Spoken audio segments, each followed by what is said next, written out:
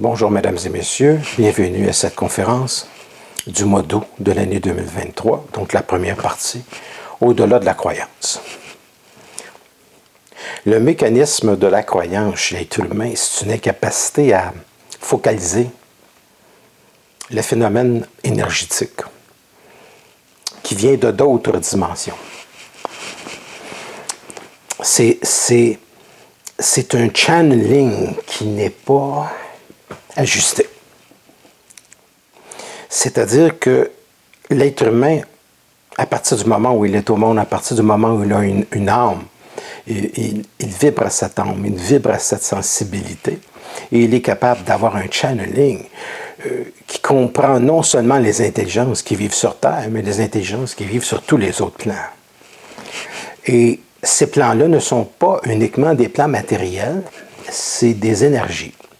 C'est un peu comme l'énergie qui passe dans un fil. On ne la voit pas, on voit juste le fil. Mais on ne peut pas faire la différence entre le moment où l'énergie passe et le moment où elle ne passe pas. On voit toujours un fil.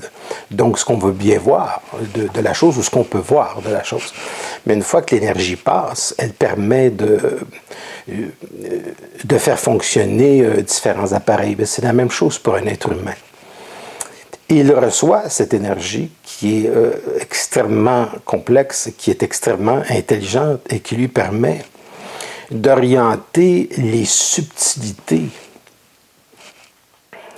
qu'on appelle la magie, qui permet de créer avec la conscience et avec son intelligence, avec sa volonté. Ça lui permet de créer et de modifier l'agencement matériel de sa vie, donc de l'orienter en fonction d'un avenue qui appartient à la liberté de sa volonté. À partir du moment où un individu croit, croire est une faiblesse de l'intelligence, mais en même temps, elle permet à l'être humain, en attendant d'être complètement ajusté, ça permet à l'être humain de fonctionner à l'intérieur de balises qui vont permettre la création et qui ont permis la création des différentes civilisations amenées jusqu'à maintenant. Et d'avoir une certaine intelligence pour fonctionner commercialement, pour fonctionner avec les autres, à travers un entendement qui permet de rassurer sa psychologie, de rassurer son âme, de rassurer sa sensibilité. Mais rassurer sa sensibilité ne veut pas dire qu'un être humain est plus intelligent. Lorsqu'on rassure sa sensibilité, ça nous permet de passer à travers différentes épreuves plus facilement. Mais ça ne permet pas, les religions ne permettent pas de comprendre l'épreuve. On ne peut pas s'en remettre à une croyance, on ne peut pas s'en remettre à une compréhension extérieure de nous-mêmes pour être certain d'une chose. Donc, la croyance religieuse permet de rassurer, mais elle ne permet pas à l'être humain de passer à une intelligence qui est globale, parce qu'il n'y a pas d'intégration scientifique de toutes les énergies intelligentes qui font partie du cosmos. Donc, croire, ce n'est pas savoir, ce n'est pas être, ce n'est pas posséder la certitude de son intelligence. Donc, c'est fonctionner dans le doute. Croire, c'est douter. L'opposition à la croyance, c'est douter. À partir du moment où l'être humain n'a plus d'intérêt et s'en remet à sa conscience, s'en remet à sa puissance, s'en remet à sa propre force intérieure, et ça lui permet d'entrer en contact avec sa propre intelligence. Et un individu qui entre en contact avec sa propre intelligence, c'est un individu qui possède le pouvoir de créer. Donc, il agence l'énergie et qui organise sa vie et il ne vit pas dans aucun doute. Et dans ce sens, c'est un phénomène qui est très intéressant. Parce que l'être humain qui n'a plus de doute est un être humain qui possède la certitude de sa science, la certitude de son intelligence.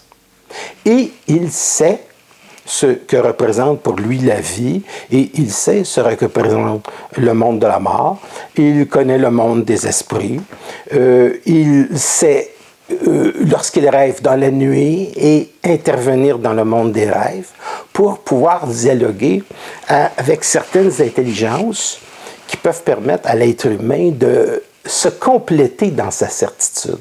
Donc, ça permet d'avoir une certitude de son savoir, de son expérience, ce que l'on n'a pas dans aucune forme de croyance. Le problème que nous vivons présentement dans la société, qui est une véritable déconfiture, est un phénomène de croyance. Et pourquoi ce n'est pas intelligent? La société n'est pas intelligente parce qu'elle a cru pendant trop longtemps et elle n'a jamais su. Les gens sont dans la foutaise parce qu'ils croient au gouvernement, parce qu'ils croient tout le monde, tout ce qui passe. Ce n'est pas de la certitude d'intelligence. De la certitude d'intelligence, c'est une société qui n'a plus besoin de se faire dire quoi faire. C'est des gens qui vivent en harmonie, qui vivent en télépathie, qui vivent avec une intelligence collective, qui possèdent suffisamment de créativité pour amener l'évolution de l'être humain à un second niveau, l'amener au niveau de son intelligence, au niveau de sa certitude, de sa conscience. Mais il sait. Et parce qu'il sait, il n'y a plus de perte d'énergie. Essayez de continuellement répéter la problématique d'une société qui vit continuellement dans le doute, qui vit continuellement dans ce qui n'est pas intelligent, dans ce qui n'est pas sa propre certitude. Donc, il y a une très grande différence entre le transcender et la transcendance. Entre croire et être, ce n'est pas la même chose. J'ai vu des chats dans ma vie que je considère comme étant des maîtres. Parce que les chats ne sont pas des animaux. Les chiens sont des animaux. Ils sont intéressants, ils sont un support à l'homme. Mais le chat possède une vibration particulière. Et je considère le chat, ce que vous appelez les êtres humains, une divinité. Pour moi, le chat est une divinité. Pour moi, rencontrer un chat, c'est rencontrer une forme de sagesse. Et on comprendra éventuellement que les éléphants ont une très grande intelligence et que ce sont aussi des sages, que ce sont des êtres télépathiques. Il y a des gens qui parlent souvent d'extraterrestres, mais vous avez ici des créatures absolument extraordinaires qui peuvent vous apprendre des choses. Et je ne suis pas du tout étonné que les éléphants, ou dans certaines parties du monde, se soient considérés comme étant des animaux d'une très grande sagesse, même des créatures, des êtres. Et on voit leur organisation sociale qui est très intéressante. Et les chats et les éléphants, les dauphins, certaines créatures qui sont sur Terre, ont l'avantage de savoir quelque chose que les humains ne savent pas. Ils connaissent les plans et ils connaissent qu'il y a de la vie après la mort. Ils connaissent les principes de réincarnation pour certains et ils connaissent les principes énergétiques pour les autres. Ce que l'être humain, avec sa croyance de génération en génération, de millénaire en millénaire, n'a jamais eu totalement accès.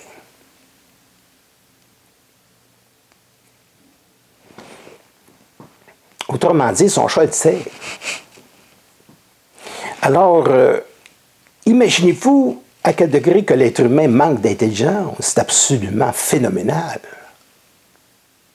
Et cette niaiserie se perpétue de génération en génération.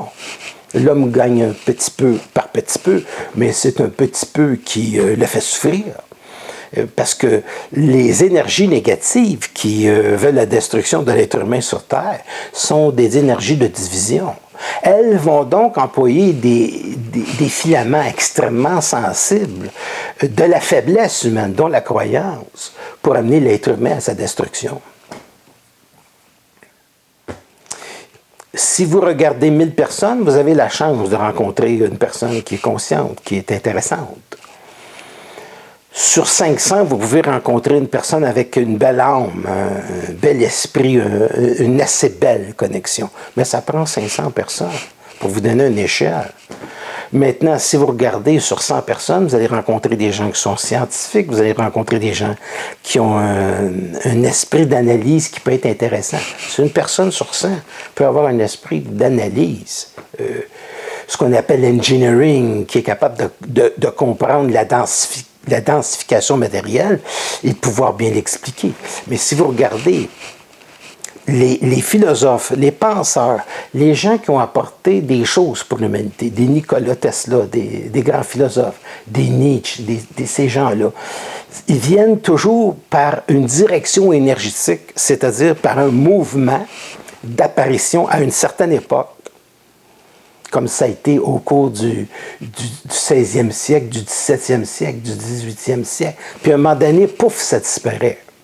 Si bien qu'en ce moment, la science que l'on a n'a pas grandement évolué.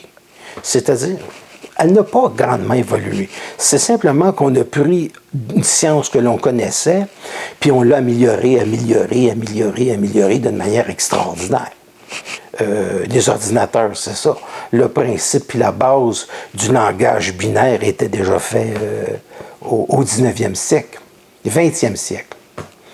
Puis au 21e siècle, on l'a développé, mais on n'est pas nouveau dans notre science. On a pris des choses, on les a améliorées.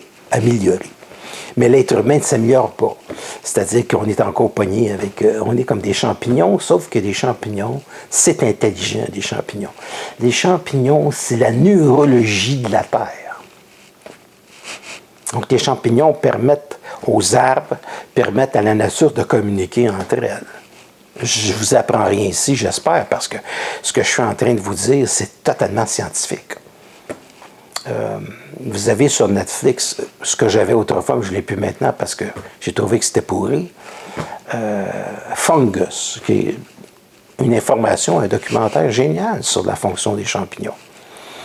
Alors, l'être humain, dans l'évolution, il doit comprendre une chose. Puis je vous amène au paradoxe de Fermi, c'est quelle est la raison pour laquelle on n'entend pas grand-chose dans l'espace. La première chose, c'est qu'il est totalement interdit à l'homme d'entrer en contact avec des civilisations. C'est coupé, c'est filtré. Même pour des... Si une civilisation qui serait moyennement intelligente tentait de communiquer à l'homme, pour une civilisation qui a beaucoup d'intelligence, il y a moyen de couper l'interférence. Et c'est la raison pour laquelle les radiotélescopes n'ont pas accès à aucune information. Ces choses-là, vous les apprendrez peut-être dans un siècle, dans 2 siècles. Je m'en foutisse comme dans l'an 40 de l'évolution de l'être humain, dans le sens que je constate comme elle est présentement. Puis moi, tout ce que j'ai à vous dire, c'est ce qui passe, puis vous faites ce que vous voulez avec.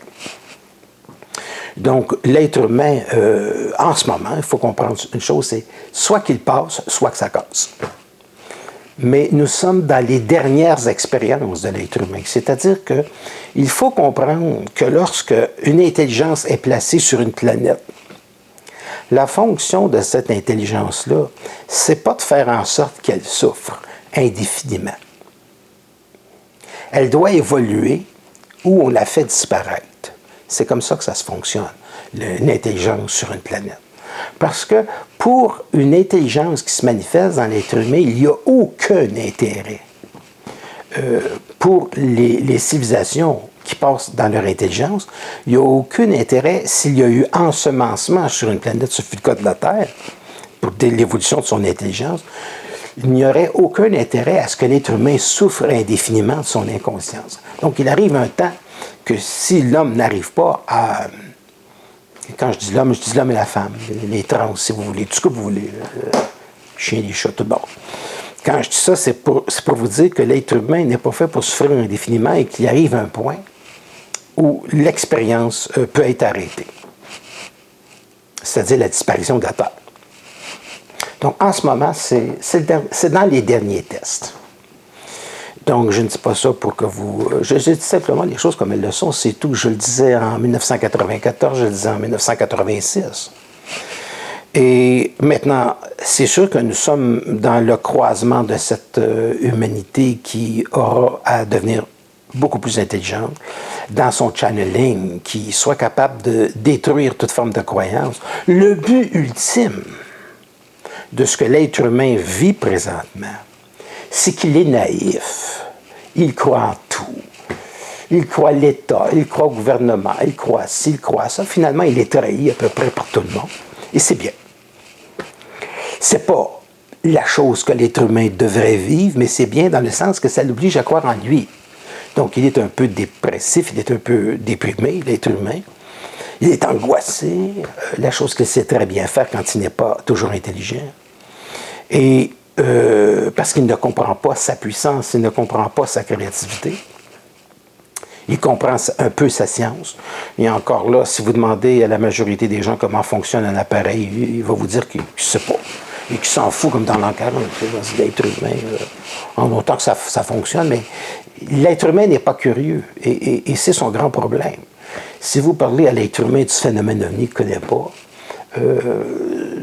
il y a 40 ans, non seulement on ne connaissait pas, mais on était en dehors de la traque lorsqu'on parlait de ces choses-là. L'être humain n'a pas accès du tout à aucune forme de conscience.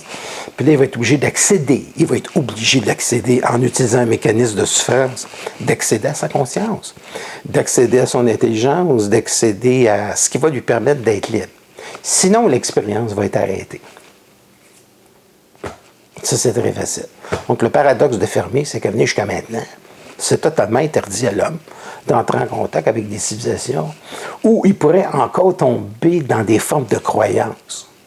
On a connu encore, il n'y a pas tellement longtemps, au Québec, en France, au Japon, la croyance au phénomène ovni, de phénomène sectaire.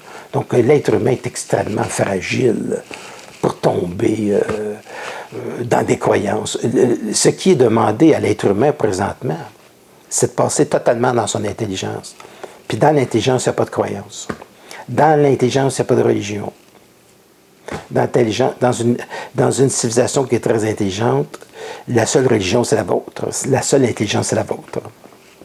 Et elle communique télépathiquement avec les autres.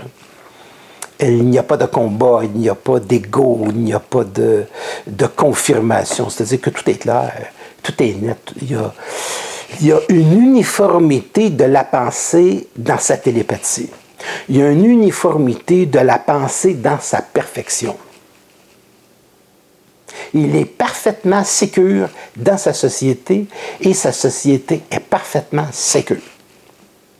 C'est-à-dire que ce sont des êtres qui sont en communion avec leur intelligence et à ce moment-là, il y a un changement énergétique de la Terre qui permet, je me souviendrai toujours de cette phrase de Salvatore Dali que dans une interview en 1956 où il disait que l'homme se dématérialisait. J'ai trouvé ça très beau. C'était une reprise d'une information et d'une émission. Alors, il y a une dématérialisation parce qu'il y a une dédramatisation de sa matière. Il y a une compréhension du phénomène matériel puis un raffinement énergétique du phénomène matériel. Au début du siècle, lorsqu'on utilisait l'électricité pour allumer et fermer des lumières, c'était un phénomène de densification matérielle où on prenait l'énergie électrique pour faire fonctionner soit des moteurs électriques, allumer puis éteindre des lumières. Mais maintenant, on prend de l'énergie électrique, on crée des ordinateurs extrêmement puissants qui sont capables d'une sorte d'intelligence. Donc, des ordinateurs qui ont une très grande force de calcul et qui sont capables de faire des choses extraordinaires qui vont beaucoup plus loin que d'allumer puis de fermer des lumières. Donc, dans ce sens-là, c'est ça que je veux dire par le raffinement énergétique. On se sert de la même énergie, mais on fait des choses absolument extraordinaires avec, qui sont subtiles. On pourrait dire que l'électronique d'aujourd'hui, c'est l'intuition magique de ce qu'on peut faire avec une énergie qui était très densifiée. Et au fur et à mesure où les civilisations évoluent, où elles deviennent intelligentes, l'être humain est de plus en plus subtil dans son énergie. Et il va arriver un temps où il va devenir plus subtil que la matière, et c'est ce que j'appelle la dématérialisation. Sa pensée va être dématérialisable. il va comprendre les phénomènes paranormaux parce que ça va devenir la norme, ça va devenir une compréhension de la nature des choses qui va nous permettre de passer dans la 4e dimension, qui est une dimension qui ne sera plus soumise à l'espace ni au temps. La 5e ne peut pas être franchie tant et aussi longtemps que le premier ne la franchit pas. C'est-à-dire que la dimension de la 5e va exister dans la mesure où elle va être franchie. Elle peut être franchie par des créatures extraterrestres, comme elle peut être franchie par certains humains, qui ne sont plus des humains. Rendu là, il y a humain puis il y a humain. C'est pas la même chose. Il arrive un temps où tu as l'homme inconscient puis tu as l'homme conscient. À un moment donné, tu as l'homme conscient puis tu as l'homme qui n'est plus humain. C'est-à-dire qu'il ne peut plus s'identifier à rien qui est humain puisque son intelligence passe totalement dans le cosmique, passe totalement dans un principe d'infinité. Donc, rendu là, c'est clair et net que l'homme n'est plus dans une croyance. C'est-à-dire qu'il est dans l'expérience totale de sa certitude. Ça va être la fin des croyances. Et en ce moment, l'être humain, il est travaillé psychologiquement au niveau intuitif. Et pour que l'être humain soit travaillé au niveau intuitif, il faut qu'il soit poussé. Il se place toujours dans une situation au pied du mur, au pied du mur, au pied du mur, au pied du mur. Donc, il souffre, il souffre, il souffre, il souffre, il souffre. Puis quand tu as fini de souffrir, il souffre encore. C'est comme ça que ça fonctionne. Mais ça ne devrait pas fonctionner comme ça. Donc, quelqu'un qui entre dans son intelligence est protégé par une loi d'exception. Quelqu'un qui entre dans son intelligence est protégé par des lois. Il est protégé par une énergie de loi. Pas une loi comme le juge va t'écrire, là. Rien contre les juges. C'est d'autres choses. Donc, il est dans l'intuition de sa certitude. Il sait. Il est dans son channeling. Il est dans son intelligence. Il est dans son absolu. Donc, ça va permettre à une nouvelle civilisation d'éclore. En Occident, l'Occident, elle est extrêmement évoluée. Elle est extrêmement avancée. Ça va être très difficile d'écraser l'Occident. Tu ne peux pas mettre du communisme dans l'Occident. Parce que l'Occident, c'est neuf, c'est nouveau. Les pays qui sont déjà communistes depuis très longtemps, le communisme... D'ailleurs, la religion, c'est une forme de communisme. Et dans le communisme, tu ne peux pas évoluer parce que tu n'es pas proche de ton être. Tu es proche de ce qu'on dit, mais tu n'es pas proche de ta liberté. Et la liberté permet toujours à un individu de passer à sa conscience. Sans liberté, une civilisation ne peut pas passer à sa conscience. Donc, il y a des lois en arrière de ça, et je peux vous dire que ces lois sont très sévères, et que l'homme est, pour l'instant, sous tutelle, et ce n'est pas une tutelle politique. C'est une tutelle cosmique. Donc, les lois qui agencent en ce moment l'expérience de l'être humain, parce qu'il est surveillé de très près, dans son expérience d'évolution. Pas parce qu'on peut faire sauter un champignon atomique, oubliez ça. Le Soleil, c'est des centaines de milliards de bombes atomiques à la seconde, puis ça ne dérange absolument pas l'univers, puis c'est la composition de toutes les étoiles. C'est pas dans le sens de ça, c'est dans le sens de l'autodestruction d'une expérience qu'on veut mener à terme. C'est une expérience, et quand je dis mener à terme, je veux dire dans le sens qu'on veut que l'être humain comprenne qu'il est sur Terre pour être heureux. Il a un magnifique jardin. Il y a un paradis sur Terre. Et l'être humain est fait pour vivre dans ce paradis. Il n'est pas fait pour être chassé de ce paradis. Il est fait pour le faire, le paradis, pour l'être. Et on le voit en ce moment à travers la création de certaines places dans le monde, des structures phénoménales qui sont très intéressantes qu'on peut voir en Asie. Sauf qu'il faudra comprendre une chose, que l'être humain est fait pour passer à sa conscience. Et quand je dis sa conscience, je ne parle pas juste de l'Occident. Je parle des pays asiatiques, je parle de tous les pays du monde. Parce que l'être humain, lorsqu'il est conscient, il permet une télépathie universelle qui n'est plus une croyance qui appartient à un pays en particulier. Donc, ça va être une mondialisation, si on veut, mais ça va être une mondialisation au sens de l'intelligence. Pas une mondialisation par rapport à des gens qui ont décidé de tout foutre en l'air, parce que ça ne fait pas leur affaire. Donc, c'est un petit peu ça. Si vous avez aimé la conférence sur YouTube, on va descendre un petit peu. Ça, c'est de la densification matérielle. Si vous avez aimé, la conférence, faites-la connaître. Donc, il suffit simplement de s'abonner sur YouTube, c'est tout. Voilà. J'aime beaucoup la race humaine. Elle est intéressante. Elle est intéressante. Je ne la fréquente pas beaucoup, mais elle est intéressante. Je préfère me calmer avec des chats. Les chiens, c'est énervant. Alors, qu'est-ce que j'avais d'autre à dire?